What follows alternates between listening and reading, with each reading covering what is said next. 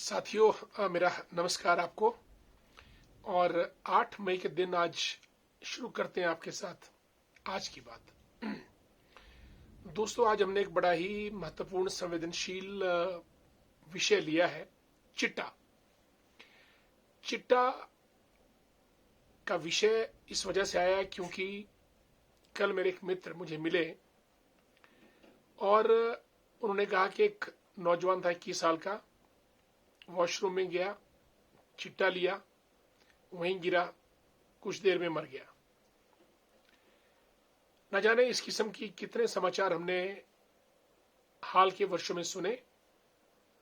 और एक समाचार ये भी आया कि तारादेवी टूटू रेलवे जंक्शन के पास 3 नौजवानों को चिट्टा रखते हुए गिरफ्तार किया गया और पुलिस ने एनडीपीएस एक्ट के तहत उनको अरेस्ट किया। एसपी शिमला पुलिस फोर्स हमेशा चिट्टे के पीछे अपना अभियान चलाए हुए हैं और ऐसे लोगों को पकड़ रही है। दोस्तों, ये चिट्टा है क्या?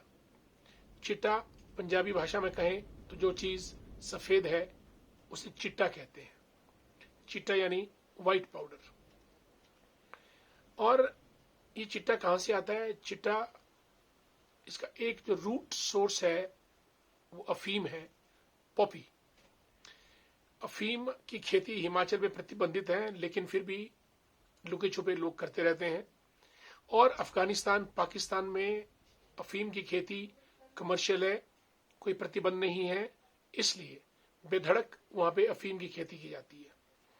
और इंटरनेशनल टेररिज्म और वेपन इंडस्ट्री का जो जितना भी फंडिंग रहती है, जितनी भी मनी जाती है, वो सारी नशे के कारोबार से, अफीम कल्टीवेशन से इंटरनेशनल मार्केट में जाती है। पॉपी प्लांट जिसका फ्रूट चीर कर अफीम बनती है।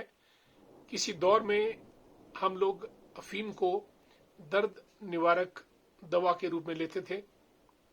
उसके बाद मॉर्फिन बनी, एंड मॉर्फिन ये पॉपी से बनती है, अफीम से बनती है, and it's a valid drug. दवाइयों, औषधियों में मॉर्फिन का प्रयोग होता है। लेकिन मॉर्फिन से 3 गुना ज्यादा स्ट्रॉन्ग हेरोइन है जो इलीगल है। हेरोइन भी अफीम से बनती है। एल्केलॉइड्स, अगर आप केमिस्ट्री की भाषा में कहें तो ये लोग उस ग्रुप के घटक हैं, एल्केलॉइड्स, जो कि नशे को तीव्र करते हैं। मॉर्फिन, हेरोइन, और हेरोइन मॉर्फिन से 3 गुना ज्यादा शक्तिशाली है। और इसके बाद चिट्टा, जिसमें कुछ सिंथेटिक ड्रग्स को मिलाकर ये एक डाई एसिटाइल एमिनॉइड बन जाती है, जिसे हम चिट्टा कहते हैं। ये सभी व्हाइट पाउडर के रूप में आते हैं। और एक एलएसडी है, लाइसर्जिक एसिड डाई एस्टिलीन, और एक एक्सटेसी है। एक्सटेसी का इंग्लिश मतलब है परम आनंद, चरम आनंद। एक्सटेसी मुंह में रखो और आप आनंद की दुनिया में पहुंच जाएंगे। ये सब ड्रग्स साथियों अफीम से हैं, लेकिन सिंथेटिक करके कुछ और मिला के इनको और भी ज्यादा तीव्र, उत्तेजक, मादक और बना दिया जाता है, जिससे कि जो आदमी इसको कंज्यूम करता है उसकी हालत बिगड़ने लगती है। और अब तो ये कारोबार इतना फल फूल गया है कि बाकायदा इसके डिस्ट्रीब्यूटर्स हैं, होलसेलर्स हैं, रिटेलर्स हैं, कस्टमर्स, कंज्यूमर्स हैं। और अगर आप त्वरित पेमेंट ना कर सको तो उधार पे भी आपको ये ड्रग्स मिल जाएंगे। चिट्टा यानी व्हाइट पाउडर, ये कई किस्म का हो सकता है। चिट्टा कोई एक सिंथेटिक ड्रग नहीं है जिसे आप चिट्टा कहें।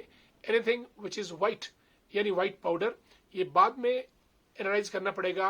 हेरोइन है या एक्सटेसी है या फिर आपका एलएसडी है, हेरोइन है, कौन सा ड्रग इसमें, वो फोरेंसिक लैब में जाकर इस बात का पता चलता है। लेकिन चिट्टा जो है वो ड्रग्स में सिंथेटिक एक्टिविटी को डालकर ही इसको तीव्र किया जाता है।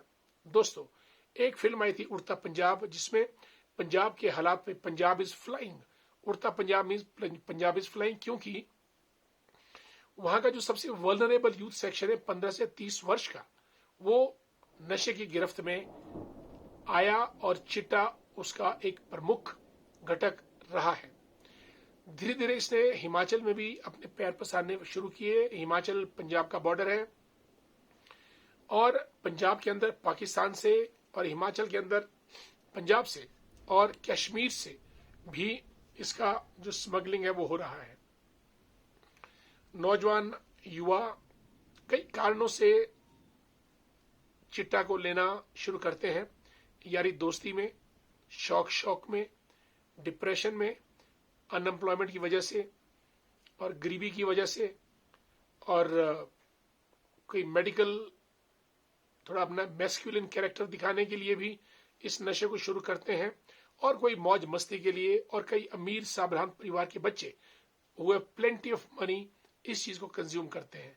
और साथियों, चिट्टे को अगर आपने तीसरी बार लिया तो ये आपकी आदत बन जाएगा, और नशाखोर या ड्रग पैडलर्स इस बात को जानते हैं, इसीलिए वो उधार पे भी देते हैं, क्योंकि once you are hooked then you are booked and you will be cooked by those people.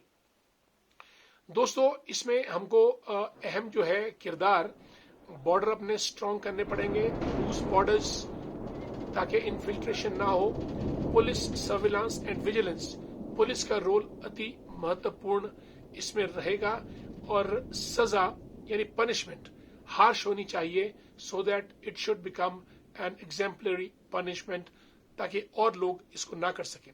परिवार की भूमिका बहुत मजबूत बन जाती है। अपने बच्चों पे नजर रखनी पड़ेगी, निगरानी रखनी पड़ेगी कि वो लोग क्या खा रहे हैं, क्या पी रहे हैं, क्या कर रहे हैं।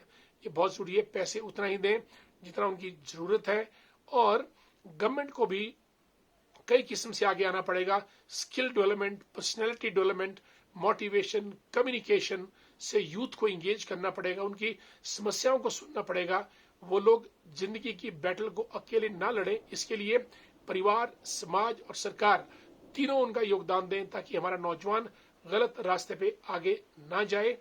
और इसके अलावा हमको पॉपी कल्टीवेशन, अफीम को बैन करना पड़ेगा। बैन तो है ही, लेकिन फिर भी चोरी छिपे उत्पादन हो रहा है। क्यों ना किसान लोग दूर दराज के इलाकों में जो पॉपी कल्टीवेशन करते हैं वो हॉर्टिकल्चर, फ्लोरिकल्चर की तरफ जाएं। मैं समझता हूं कि बहुत बड़ा रहेगा। और drug de addiction camp centres बने, और वो साइंटिफिकली बने, और उसमें युवा जाएं जो कि नशे की गलत आदत से पीड़ित है। दोस्तों, दूरी ही सबसे बेहतर उपाय है। Drug de addiction, drug net में ना जाए बच्चे, दूरी ही में ही भलाई है। इसलिए परिवार को, समाज को और सरकार को ड्रग्स के ऊपर विशेष ध्यान देना है, क्योंकि इंटरनेशनल लेवल पे अगर किसी कौम को कमजोर या खोखला करना है तो उसकी नौजवान पीढ़ी को नशे का आदी बना दो। शायद पाकिस्तान यही खेल भारत के साथ कर रहा है, और जब आपके पिलर्स यानी युवा खोखले हो जाएंगे तो मकान यानी भारत अपने आप बैठ जाएगा, नष्ट हो जाएगा। और भारत जो आत्मनिर्भर भारत या समृद्ध भारत या शक्तिशाली भारत बनने की दिशा में अग्रसर है, युवाओं के अभाव में, क्योंकि भारत में 35 ईयर से नीचे की जनसंख्या जो है वो 65% है। India is the youngest country in the world and would continue to be the youngest country till 2070। भारत एक युवा देश है। युवाओं को बचाना हम सबका कर्तव्य है। आज let's say no to chitta and keep a strong check and vigil on drug expansion in the state. आज की बात आपके साथ यहीं समाप्त। कल फिर और मुलाकात। तब तक के लिए नमस्कार।